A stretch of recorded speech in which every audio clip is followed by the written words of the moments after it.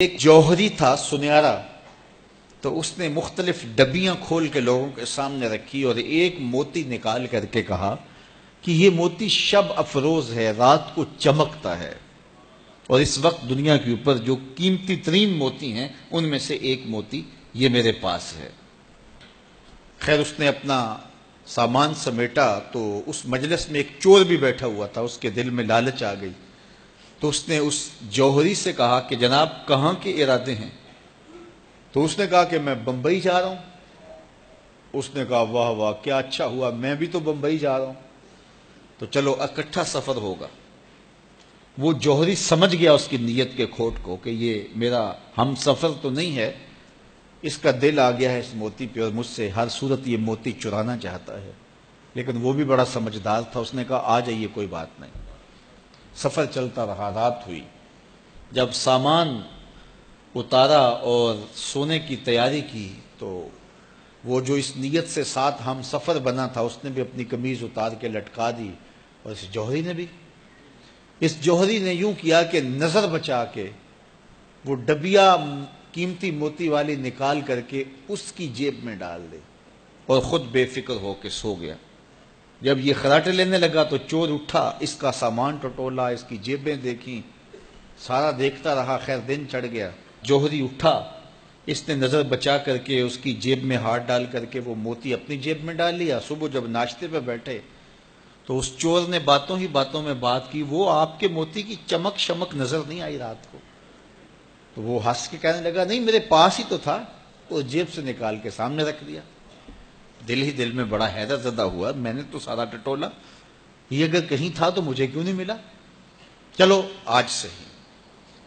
اگلا دن آیا تو پھر اس نے قمیض اتار کے رکھی اور اس نے نظر بچا کے اس کی قمیض میں وہ موتی ڈال دیا اور خود بے فکر ہو کے سو گیا۔ یہ ساری رات اس کے سامان میں، اس کے لباس میں تلاش کرتا رہا اور وہ مزے سے سویا رہا۔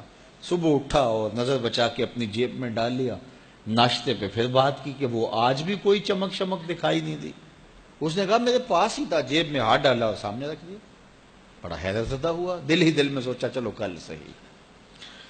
اس نے پھر ایسے کیا اور یہ ساری رات اس کا سامان ٹولتا رہا پوری تفصیل کے ساتھ۔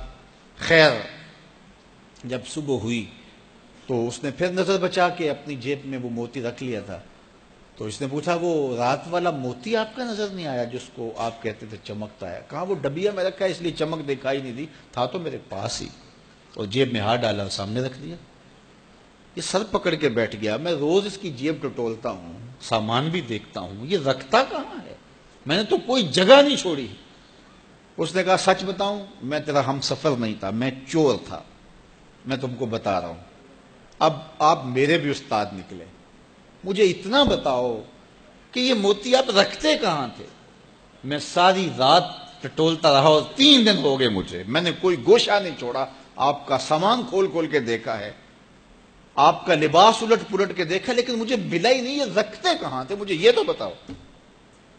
اس نے کہا لوگوں کی جیب میں ٹٹولتے رہے، اپنی جیب میں ہاتھ ہی نہیں ڈالا۔ بلے شاہ اڈ دیاں پھڑنے، جڑا گھر بیٹھا ہے انہوں پڑھیا ہی نہیں۔ وَفِي أَنفُسِكُمْ أَفَلَا تُبْصِرُونَ، کہا تم کہاں اسے ڈھونڈ رہے ہو، ذرا اندر بھی اتر کے دیکھو، اندر اترو گے تو اس کا سراغ مل جائے گا۔ نہ مسجد وچ نہ مندر وچ، لب یار نو اپنے اندر وچ۔ جب اپنے اندر اترو گے تو پھر سراغ زندگی نصیب ہو جائے گا، عرفان ذات ہوگا تو پھر عرفان الہی نصیب ہوگا۔ لیکن ہم دائیں بائیں ڈھونڈنے نکلے لیکن اپنے اندر اتر کے نہ دیکھا۔ تو سراغ زندگی ملتا ہی تب ہے جب اس کی چوکھٹ پہ جھکنا بندہ سیکھ جاتا۔ تو اس کی چوکھٹ پہ جھک کر کے زندگی کی سربلندی حاصل کیجئے اور مقصد زندگی حاصل کیجئے۔